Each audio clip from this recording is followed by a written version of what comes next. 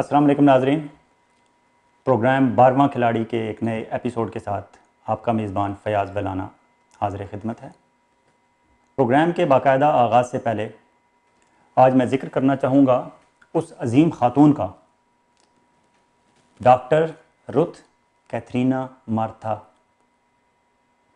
1960 में वो German mission के साथ भारत जा रही थी। कुछ वीज़े का प्रॉब्लम आया तो उन्हें कराची कुछ देर के लिए रुकना पड़ा। कराची अपने क़याम के दौरान उन्हें रेलवे स्टेशन की बैक पे मैकलोड रोड पे जाने का इत्तफ़ाक हुआ। वहाँ जज़ाम कोहड़ के मर्ज़ में मुब्तला लोग बेयारो मददगार पड़े थे। डॉक्टर रुथ ने उन्हें देखा। उनकी हालत देखने के बाद डॉक्टर रुथ के दिल से एक आवाज़ आई और वो आवाज़ उनकी ज़िंदगी के मुस्तकबिल के फ़ैसले में उस आवाज़ ने अहम किरदार अदा किया। डॉक्टर रुथ चली गई, वीज़े का प्रॉब्लम सॉल्व हुआ, वो इंडिया चली गई। ये 1963 की बात है। इंडिया पहुंचने के बाद उन्होंने अपने मिशन के साथ काम जारी रखा, इब्तदाई ट्रेनिंग हासिल की और वहाँ उन्होंने हेल्थ के शोबे में काम शुरू किया। लेकिन उनके दिल की आवाज़ अभी तक उन्हें चुभ रही थी और वो उन्हें बार बार वापस आने का कह रही थी। बिलाखिर वो 1965 में कराची वापस आए और 1966 से बाकायदा उन्होंने कराची में एक झोंपड़ी में बैठ के जज़ाम कोहड़ के मर्ज़ में मुब्तला लोगों की खिदमत शुरू की और उनके इलाज का इंतज़ाम किया। 1966 में शुरू किया हुआ सफ़र, क्योंकि खुलूस नीयत से शुरू किया हुआ सफ़र था, उसमें कोई मिलावट नहीं थी।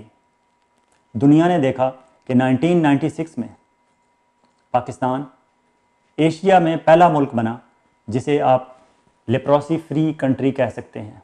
ये बहुत बड़ी अचीवमेंट थी। डॉक्टर रुथ आज इस जहां से रुखसत हो गई हैं। पूरा पाकिस्तान सोगवार है। ऐसे ही जैसे कुछ अर्सा पहले हमसे हमारे इंतहाई प्यारे अब्दुस्तार ईदी चले गए थे। जिस रोज़ अब्दुस्तार ईदी हमसे रुखसत हुए, ऐसा लग रहा था कि पूरा पाकिस्तान गम और सोगवार की कैफियत में मुब्तला है। हर तरफ से मुतालबात आ रहे थे कि अब्दुस्तार ईदी साहब को ये खिताब दिया जाए, अब्दुस्तार ईदी साहब के लिए ये किया जाए।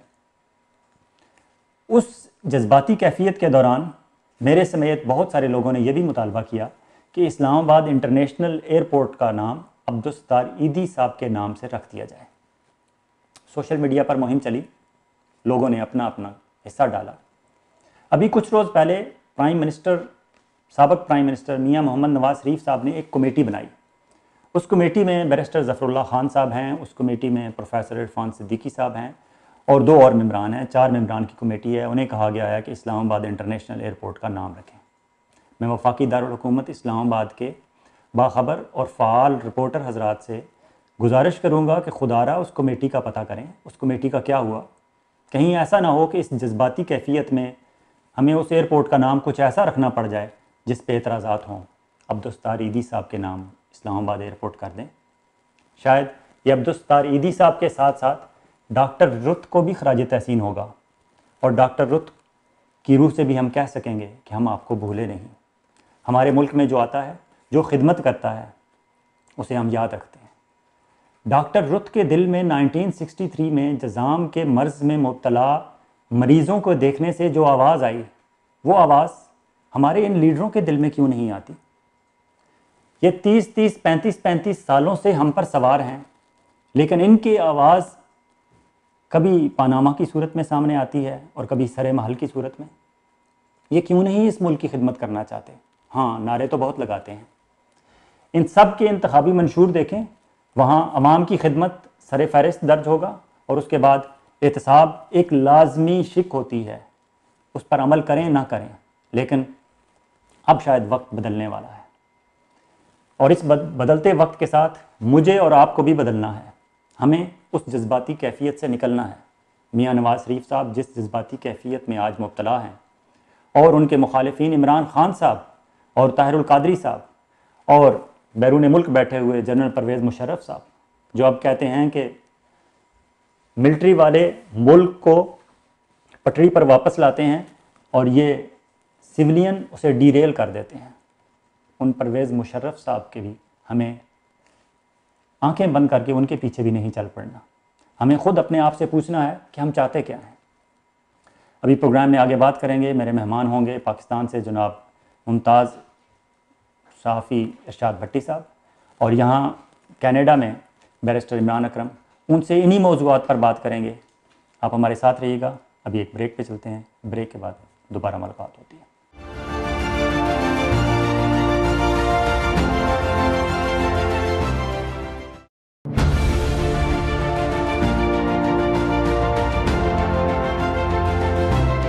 जी हाँ नाज़रीन, वेलकम बैक। वक्फे में जाने से पहले जैसे आपसे बात हुई थी कि आज हम आपको पाकिस्तान में बहुत सियासी हलचल है, लेकिन इस सियासी हलचल को एग्जैक्टली जांचने और नापने के लिए आपको एक ऐसा थर्मामीटर चाहिए जो सारी सूरत हाल को बहुत करीब से देख भी रहा हो, जांच भी रहा हो और भांप भी रहा हो। वफाकी दारुल हुकूमत के बाखबर सहाफ़ती हलकों में इरशाद भट्टी साहब का नाम एक इंतहाई जाना पहचाना और ज़िम्मेदार नाम समझा जाता है। इरशाद भट्टी साहब इस वक्त जंग, द न्यूज़ और जियो के ग्रुप एडिटर कोऑर्डिनेशन हैं। इसके अलावा उनके हफ्तावार, बल्कि अब तो शायद हफ्ते में 2 भी कॉलम छपना शुरू हो गए हैं। उनके जानदार कॉलम पढ़ने वाले जानते हैं कि जो खबर भट्टी साहब के पास होती है वो शायद किसी और के पास नहीं होती। भट्टी साहब इस वक्त हमारे साथ लाइन पे हैं। जी इरशाद भट्टी साहब, अस्सलाम वालेकुम। जी वालेकुम अस्सलाम, बहुत शुक्रिया प्यार भाई। सर आपसे पहले तो सबसे पहले ये पूछना चाहेंगे कि ये होने क्या जा रहा है, क्योंकि रैलियां तो सारी कौम देख रही है, टेलीविज़न चैनल 24 घंटे चीख रहे हैं, चिंगाड़ रहे हैं, हर कोई अपनी अपनी मर्ज़ी का सौदा बेचे जा रहा है और इस हैजानी कैफियत से मुब्तला किया हुआ है उन्होंने पूरी कौम को। लेकिन हम जो बाहर बैठे हुए हैं, out of Pakistan, out of country बैठे हुए हैं, हम जो 12वें खिलाड़ी हैं जिनका अमली तौर पर कोई किरदार नहीं उस सारे मामले से, लेकिन हम शायद पाकिस्तान में रहने वाले 20 करोड़ अवाम से ज़्यादा फ़िक्रमंद हम लोग हैं। इसलिए आप थोड़ा सा वजाहत फरमाएंगे जो आपको नज़र आ रहा है कि ये होने क्या जा रहा है। क्या ये रैलियाँ जस्ट वक्ती तौर पर कोई सियासी दर्जा हरारत बढ़ाने और घटाने का कोई तरीका वारदात है, या वाकई कुछ बहुत बड़ी तब्दीली आने लगी है मुल्क में?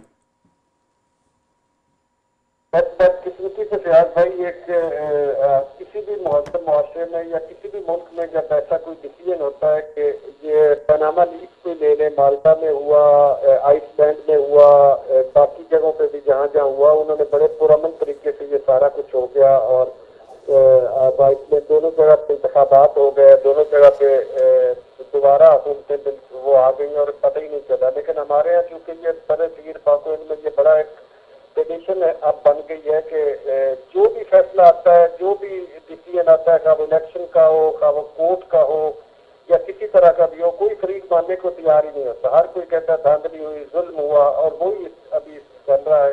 एक पनामा लीक्स है, उसके बाद तहरीक इंसाफ ने इसको सुप्रीम कोर्ट में ले गए, मीडिया और तहरीक इंसाफ के दबाव सुप्रीम कोर्ट में गया था, वहाँ केस चला, दोनों पार्टियों के बेहतरीन लॉयर्स जो थे उन्होंने केस लड़ा।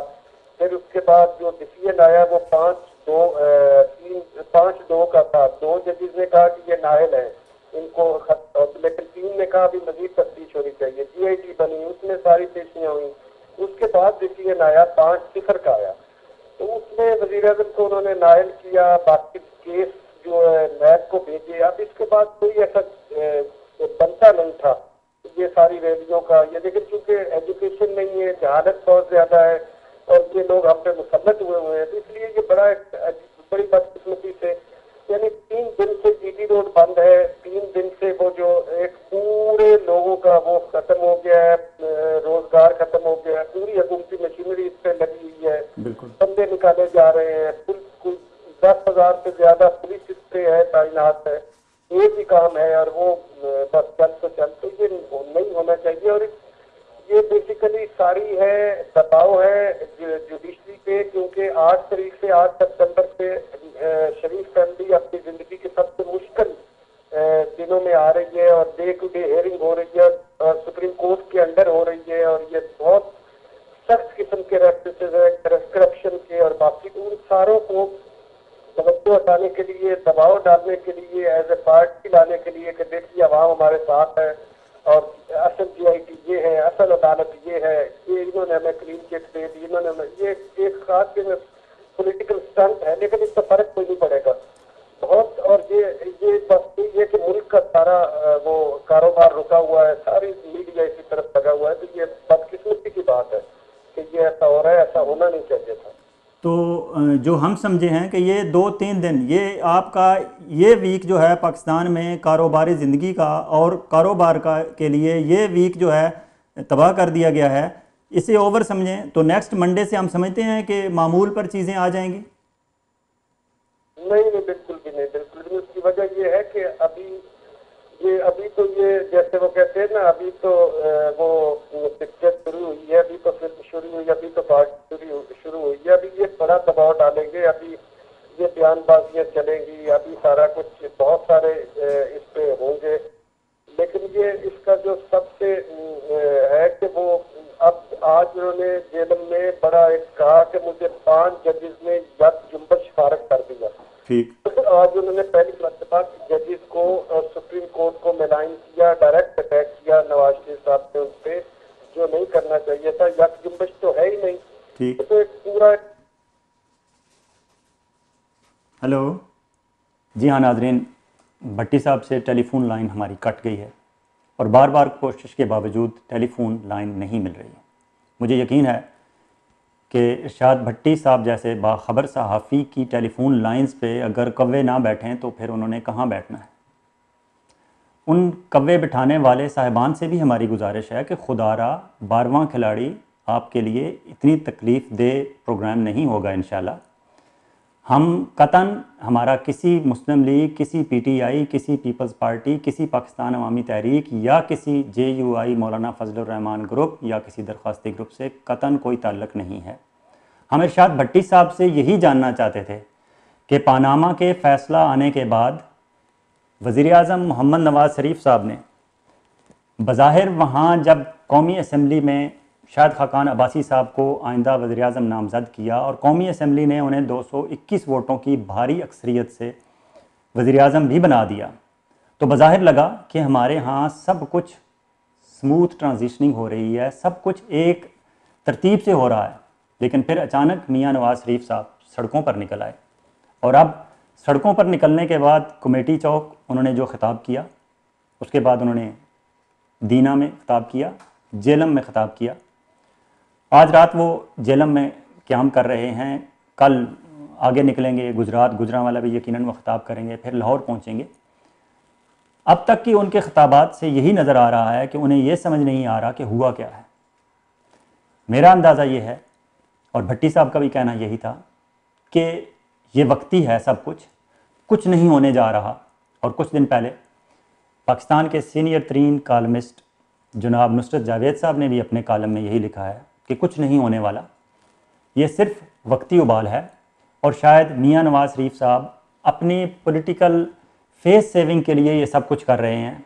हाँ, ये अलग बात है कि उन्होंने ये सफ़र बुध वाले दिन से शुरू किया। बुध भी पाकिस्तान में वर्किंग डे है, जुमरात भी वर्किंग डे है, जुम्मे वाला दिन भी वहाँ वर्किंग डे है। आपने 3 वर्किंग डेज, और बाज़ जगह वहाँ सैटरडे को भी छुट्टी नहीं होती, हफ्ते वाले दिन भी कुछ दफातर और कुछ ऑफिसेज़ प्राइवेट शायद खुले होते हैं। आपने एक कौम के 4 दिन आपने ज़ाया कर दिए। अगर आप वाकई पाकिस्तान से मुखलिस हैं तो खुदा के लिए आप अपनी ये रैली हफ्ते वाले दिन शुरू करते, इतवार वाले दिन ख़त्म करते थे, और आपने जो कुछ कहना था, जो पावर शो करनी थी वो भी हो जाती। आप अपने घर लाहौर पहुंच जाते और वहाँ बैठ के फिर आप अपने पाकिस्तान मुस्लिम लीग के इजलास बुलाएं। गो कि आप इलेक्शन कमीशन की तरफ से आपको एक नोटिस भी भेज दिया गया है कि आप बतौर सदर नहीं रह सकते, आपको नया पार्टी का सदर भी इलेक्ट करना है। इसके बावजूद आप कायद हैं उनके, आप उनके रहबर हैं और आपके मानने वाले पाकिस्तान भर में मौजूद हैं। आप सियासत करें, ज़रूर करें, लेकिन खुदारा को कारोबार का भी ख्याल करें। आप ख़ुद कारोबारी आदमी हैं, सारी ज़िंदगी आपने बिजनेसेस किए हैं। आपको अंदाज़ा है कि एक दुकानदार जिसका शटर एक दिन के लिए नीचे हो तो दूसरे दिन उसे अपने अकाउंट्स और बैलेंसेस, लेजर्स बैलेंस करने के लिए उसे बहुत तकलीफ़ होती है। जी हाँ नाज़रीन, ये तो सूरत हाल है पाकिस्तान की। अभी हम वक्फ़े पे चलते हैं। वक्फ़े से वापस आने के बाद हम आपसे मुलाकात कराएंगे जनाब बैरिस्टर इमरान अकरम साहब से और उनसे पूछेंगे कि क्या ऐसे ही फ़ैसले यहाँ मगरबी दुनिया में अगर हों तो क्या ऐसा ही रिएक्शन होता हमारा, हमारी कौम का, हमारी पॉलिटिकल पार्टीज़ का और यहाँ के प्राइम मिनिस्टर का। Let's go to the break, we will be back right after this break.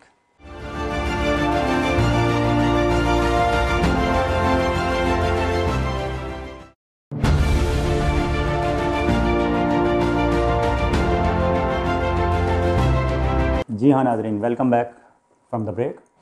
जैसा कि पहले आपको प्रोग्राम के आगाज़ में बताया था कि आज हम आपकी मुलाकात एक पाकिस्तानी नज़ाद कैनेडियन माहिर कानून से कराएंगे, क्योंकि हमारे ओवरसीज़ पाकिस्तानीज़, हम जो 12वें खिलाड़ी हैं, हमारा अपना एक नुक्ता नज़र होता है, हम एक ख़ास ज़ाविये से चीज़ों को देखते हैं।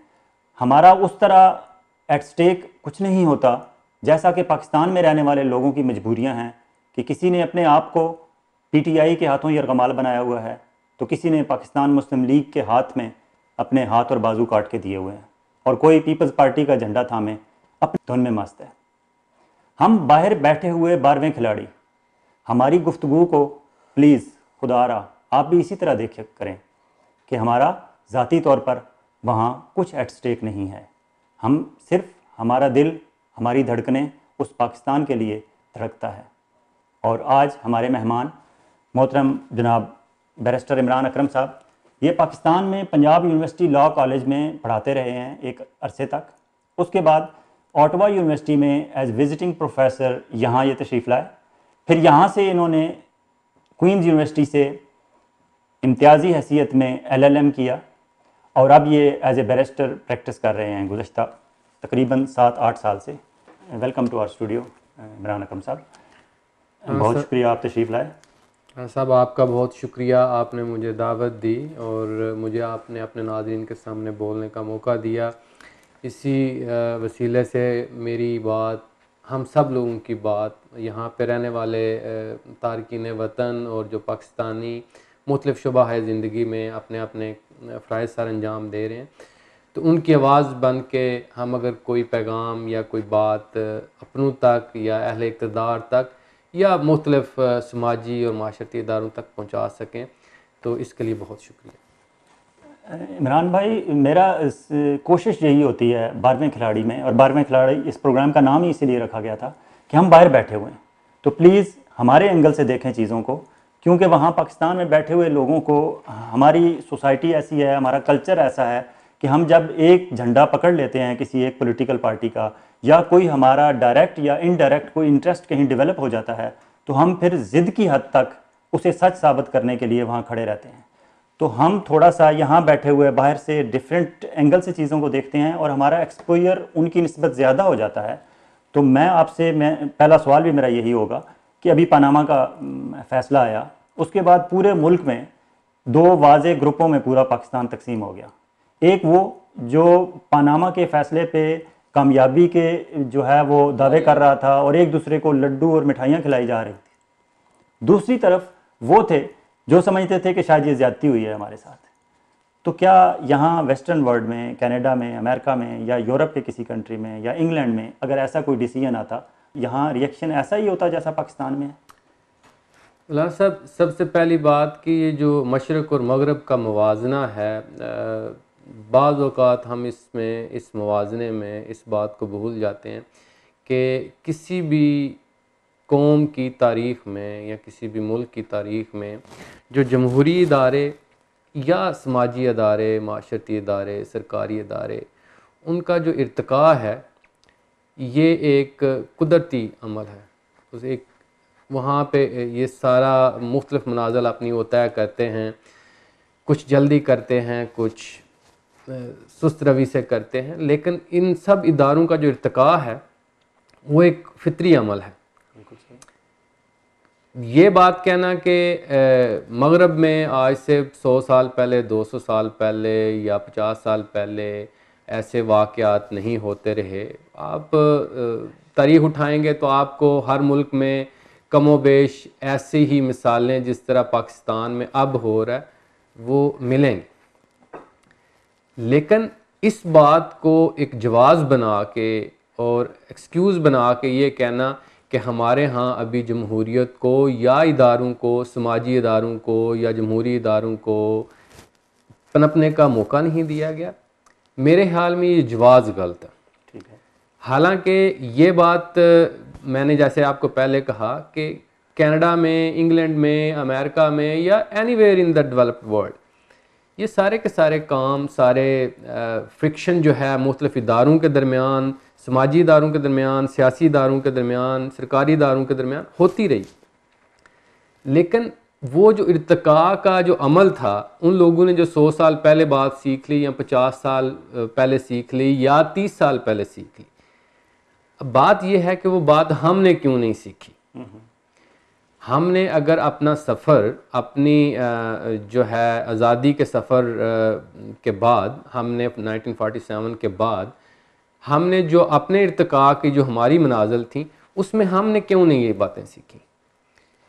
मैं इस बारे में मेरा एक बड़ा स्ट्रांग थीसिस है कि जिसको लोग ये कहते हैं ना कि मगरब या अमेरिका की मिसाल मत दें पाकिस्तान के, उनके हालात ये हैं, वहाँ पे इतने कभी मार्शल लॉ इस तरह नहीं आया, या इंडिया में नहीं आया, या फ़लाँ जगह पे नहीं आया। वो वक्त था आज से 200 साल या 300 साल पहले कि जब कोई भी जो है डायनेस्टी जो है रूलिंग होती थी या हुकूमत रूलिंग होती थी, उनके तख्ते उलटने में, उनको ज़वाल पजीर होने में एक लंबा अरसा दरकार होता था। आप अपने जो है ना बरसगीर पाको हिंद की मिसाल ले लें, जहाँ पे जब मुसलमानों ने हुकूमत की तो कमोबेश 1000 साल हुकूमत की, जिसमें मुख्तलिफ़ ख़ानदानों ने, ख़ानदान सदात था, गुलामा था, इसके अलावा मुग़ल थे, गोरी थे, लोधी थे, मुख्तलिफ़ ख़ानदानों ने एक लंबे अरसे तक हुकूमत की और एवरेज औसतन 100 200 साल 300 साल एक एक ख़ानदान ने हुकूमत की। लेकिन वो वक्त वो था कि जब ज़राए अबलाग इतने तरक्की पजीर नहीं थे, और जब एक दुनिया के किसी हिस्से में या इवन एक ही मुल्क के अंदर रहने वाले किसी एक कस्बा में जब कोई जो है गरीब पिस रहा होता तो उसकी खबर दूसरे गांव में, इवन दूसरे सूबे में या किसी दूसरी जगह पे इलाके में नहीं होती। लेकिन आज वो दौर नहीं। आज अगर वाशिंगटन डीसी में या शिकागो में, मॉन्ट्रियल या टोरंटो में कोई एक वाक़या छोटा सा भी रूनुमा होता है तो वो 1 घंटा के अंदर पाकिस्तान में rickshaw driver, cab driver, cycle चलाने वाले, स्कूल जाने वाले, हाउसवाइफ, सब के जो है हाथों पे इंफॉर्मेशन होती है। अब वो इस सारा ये जो फिनामिना है, इस जो है ओवरऑल सोशल फिनामिना की वजह से, जो कि ग्लोबल पर्सपेक्टिव में अगर आप उसे देखें तो जो ज़राए अबलाग की इतनी तेज़ी है पिछली 2 दहाइयों में, जो 2 डेकेड में हुई, उसकी वजह से जो हुकूमतों का तख्ता उलटना या हुकूमतों में तब्दीली या अपने रवैयों में तब्दीली या एजुकेशन, इन सारी चीज़ों का जो टाइम स्पैन है बहुत सुकड़ गया।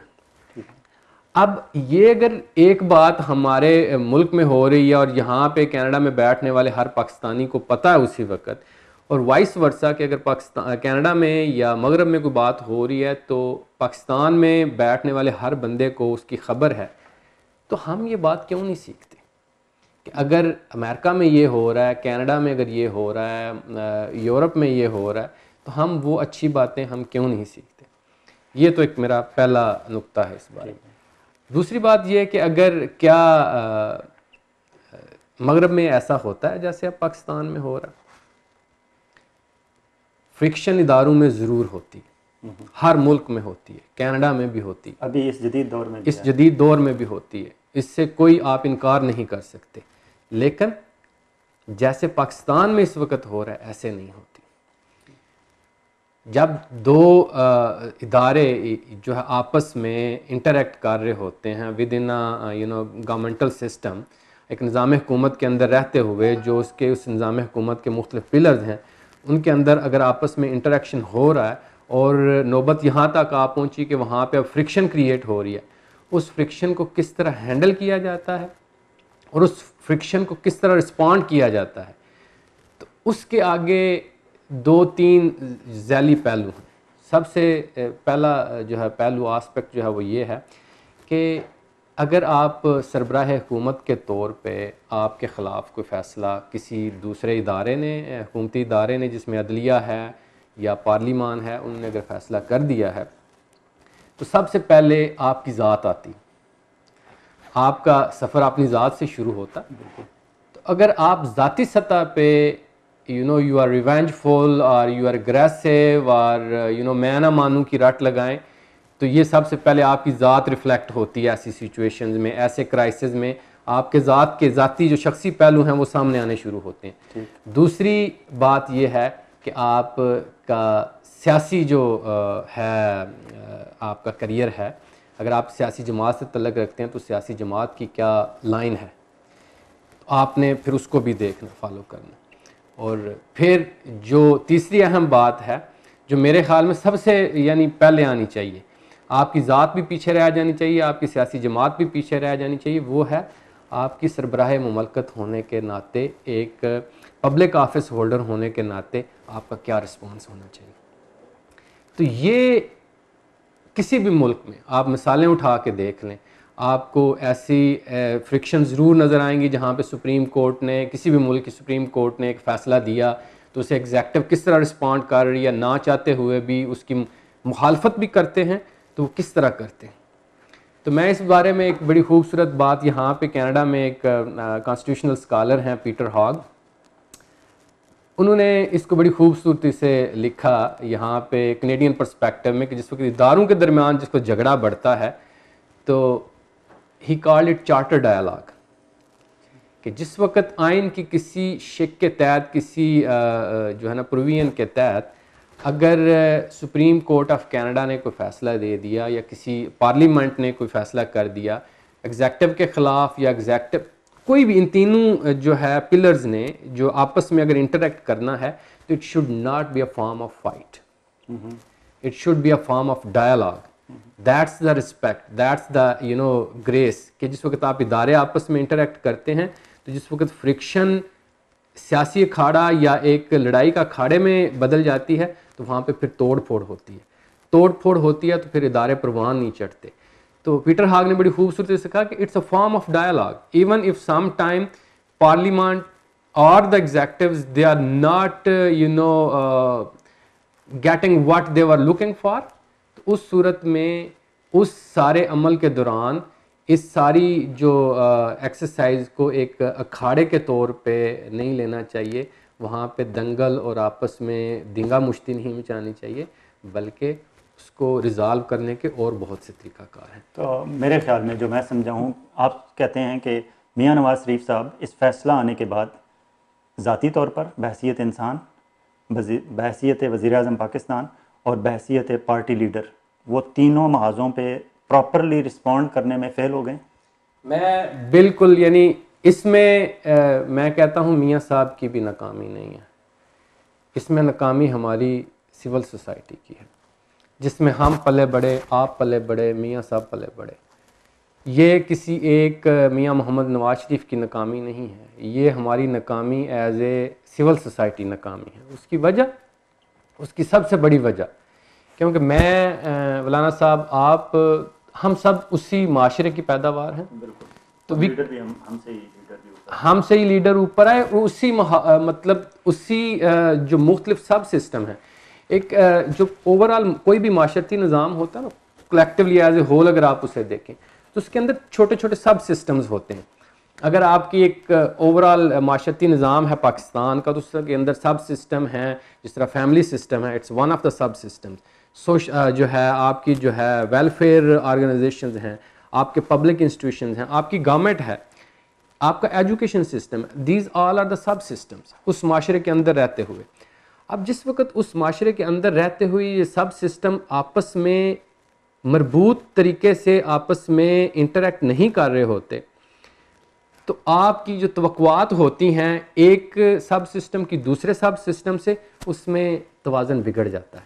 फ़र्ज़ करें आपका जो एक सब सिस्टम हम लेते हैं एजुकेशन, निज़ाम तालीम है, अब निज़ाम तालीम अपना किरदार ठीक नहीं अदा कर रहा, तो आप एक्सपेक्ट करें, आपकी तवक्को हो कि this educational system which is the feeding सब सिस्टम ऑफ अनदर सब सिस्टम लाइक पब्लिक इंस्टीट्यूशन, सरकारी इदारे में उन बच्चे पढ़ के ऊपर जाते हैं, तो वहाँ पे आप तवक्को रखें कि वो एक ऐसी बात करे कि लोग आश कर उठें, वहाँ पे फ़िलासफ़ी पैदा हों, वहाँ पे अच्छे अच्छे लीडर और जो है रहनुमा पैदा हों और वो बात करें तो दुनिया उनकी पैरवी करे, तो वो आपकी जो तवक्को है उसमें तवाज़न नहीं, क्योंकि आपके सब सिस्टम एजुकेशन ने जो फीड किया है उधर, जो इंटरेक्ट किया है, वो आपस में मरबूत ही नहीं है। There is a big communication gap there.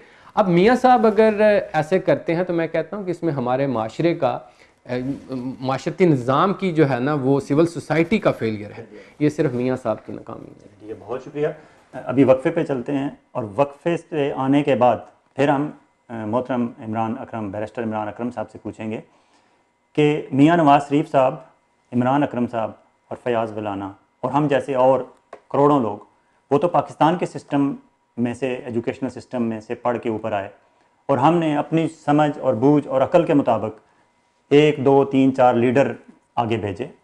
Imran Khan साहब तो ऑक्सफोर्ड यूनिवर्सिटी से पढ़ के आए थे।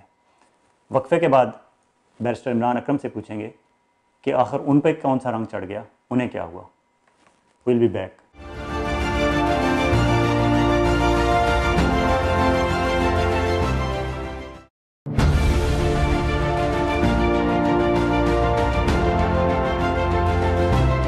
वेलकम बैक नाजरीन। जी इमरान अकरम साहब, जैसे आप वक्फे पे जाने से पहले मैंने आपसे पूछा कि इमरान खान साहब तो ऑक्सफोर्ड से पढ़ के आए, तो अभी वो आयशा गुललाई वाले जो मैसेजेस वाला मामला, मैं इस चीज़ पे बात नहीं करना चाहता था, लेकिन अब बात इस हद तक बढ़ चुकी है और अब सुना है कि 62 63 कुछ और लोगों पे भी ऐसे ही अप्लाई होने लगा है आने वाले दिनों में। तो इमरान खान साहब की ऑक्सफोर्ड की एजुकेशन कहाँ चली गई, और अगर ऐसा ही कोई मगरब में इस तहजीब याफ्ता, तरक्की याफ्ता ममालिक में अगर कोई लीडर ऐसा करे इस मैसेजेस वाले मामले में या इस तरह कहीं एडवांसमेंट करे, तो उसका क्या बनेगा यहाँ? वैसा मैं अपनी बात को उसी नुक्ता से कंटिन्यू करूँगा कि हम एज ए बसीयत कौम जो है वो एक माशरती अलमिया का शिकार हैं। और वो अलमिया क्या है कि हमारे जो शॉर्ट टर्म जो सेल्फ इंटरेस्ट हैं ना, वो हम परसू करते हुए अपने जो लॉन्ग टर्म जो डेवलपमेंट है सोसाइटी की, उस माशरे की जो तरक्की है, उसको भूल जाते हैं। जो बात आपने की गुलालाई साहिबा की कि खुदा जानता है कि क्या हुआ, यानी obviously it's not up to the court, कोई प्रूव नहीं हुआ अभी, तो वो सियासी अखाड़े में ही बात, इल्ज़ाम तराशियों की हद तक बात चल रही। लेकिन जो हमारा अलमिया है, आया सबसे पहली बात कि गुलालाई साहिबा या उन जैसी और ख़वातीन या और मर्द हजरात जो इमरान खान साहब के साथ लगे हुए हैं या आसिफ अली ज़रदारी साहब के साथ लगे हुए हैं या नवाज शरीफ साहब की हमनवाई और उनके हवारियों में शामिल हैं, उन सब का ऑब्जेक्टिव क्या है उस पार्टी को पार्टी में वर्कर के तौर पे काम करने का?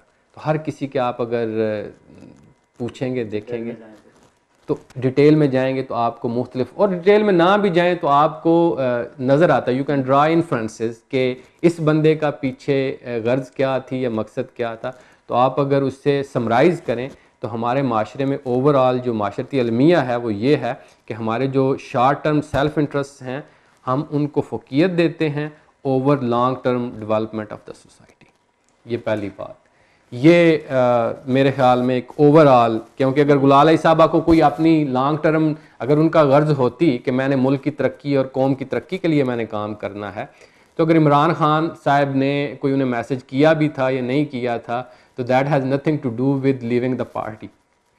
वो किसी और चैनल पे उन्हें कटहरे पे खड़ी करती, वो इमरान खान को अपनी पार्टी डिसिप्लिन के अंदर लेके आती, वो बात करती।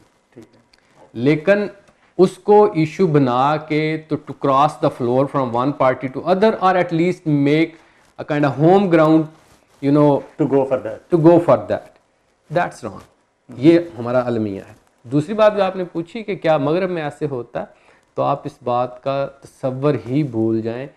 यहाँ पे जो मगरब के बारे में एक नोशन है कि यहाँ पे इट्स सोसाइटी सो ओपन कि यू कैन डू व्हाट, बहुत आज़ादी है। यहाँ पे एक बड़ी खूबसूरत बात है, आप इस मुल्क में रहे हैं, आप अमेरिका में रहे हैं, आपने इस माशरे को बहुत करीब से देखा है।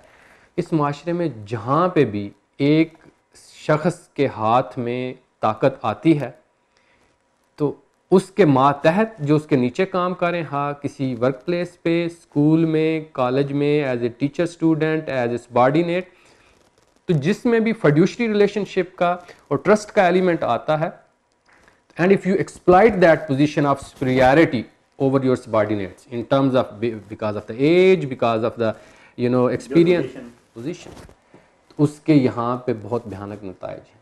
लोगों के कैरियर दाव पे लग जाते हैं, लोगों की अपने अपने दफातर से छुट्टियाँ हो जाती हैं, और यहाँ पे उसके बारे में बाकायदा कोडिफाइड लॉज हैं to protect that vulnerable segment of the society, कि जो कमज़ोर है उसका तहफ़्फ़ुज़। आपने खुद देखा, आप सड़क पे चल रहे हों तो सबसे ज़्यादा जो फर्स्ट राइट है किसका है? पेडेस्टेरियन, कमज़ोर का।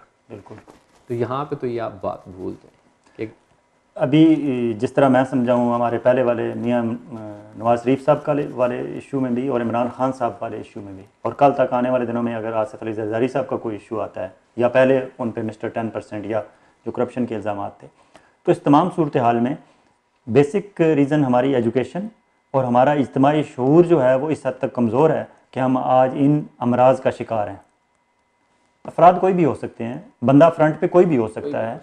हमें ज़ाती तौर पर इन शख्सियात परस्ती से, इन शख्सियात से, इन लोगों के नामों से हट के हमें ओवरऑल सोसाइटी में कोई मेजर चेंज के लिए अगर सोचना है तो हमें ग्रास रूट लेवल पे सोचना है।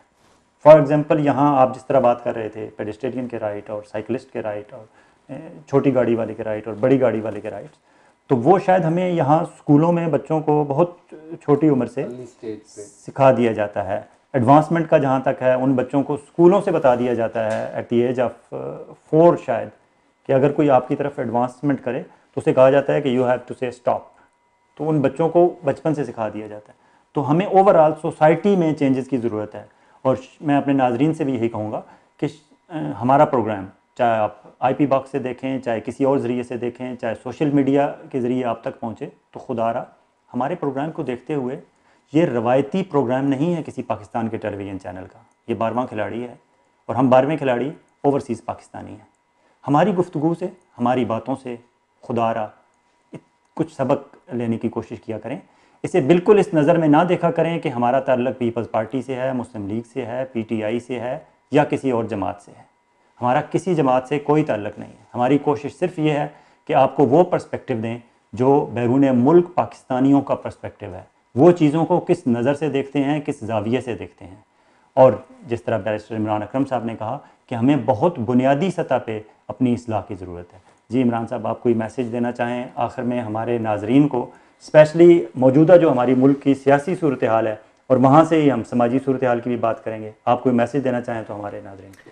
मैं अवलान साहब जैसे आपसे पहले कह रहा था, और मैं अपने नाजरीन से भी ये बात शेयर करना चाहूँगा कि किसी भी माशरे में जो माशरती इक़्तिदार जो है उनको बदलना जो है, it's not a matter of like overnight. ये एक रात में इक़्तिदार जो है किसी भी माशरे की वो नहीं बदली जा सकती।